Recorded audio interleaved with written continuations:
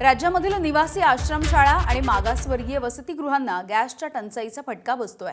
शाळांना लागणाऱ्या सिलेंडरमध्ये कपात सुरू आहे आणि त्यामुळे लहान मुलांची उपासमार होण्याची देखील शक्यता आहे। सोलापूर जिल्ह्यामध्ये जवळपास 97 भटक्या विमुक्तांसाठीच्या आश्रमशाळा आहेत, 105 मागासवर्गीय वसतिगृह आहेत। इथल्या मुलांसाठी रोज सकाळचा नाश्ता, दुपारी आणि संध्याकाळी जेवण बनवलं जात आहे।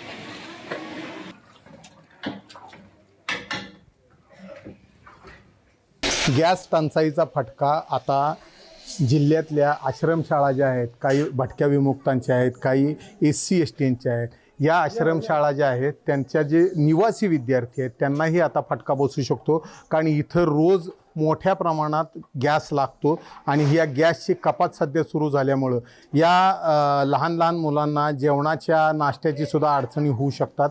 काय नेमकी परिस्थिती असणार आहे? आपल्यासोबत एक मुख्याध्यापक आहेत, मोहन क्षीरसागर सर।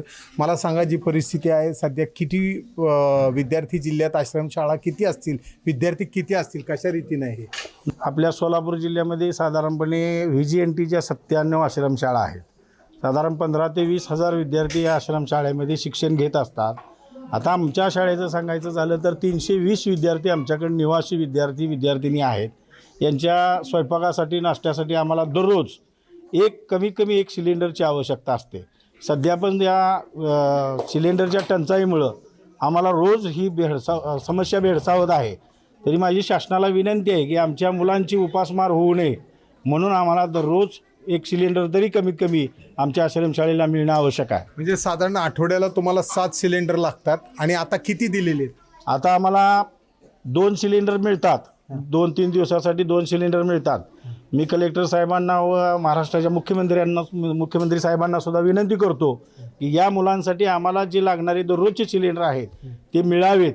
शासनाने आता या मुलांसाठी किमान रोज एक सिलेंडर जशा पद्धतीने ज्या ठिकाणी लागतात त्या ठिकाणी देणं गरजेचं आहे। ते जर वेळेत मिळालं तर ह्यांना, या मुलांना जेवण वेळेत मिळू शकेल, नाश्ता वेळेत मिळू शकेल। अन्यथा या गॅस टंचाईचा फटका या मुलांना बसू शकतो आणि हे टाळण्यासाठी शासनाने नुसता आदेश काढून उपयोग नाही, तर त्याची तातडीने अंमलबजावणी सुरू करणं गरजेचं आहे। वाखरीहून कॅमेरामन सचिन जाडेसह सुनील दिवाण, ABP माझा। ABP माझा, उघडा डोळे बघा नीट।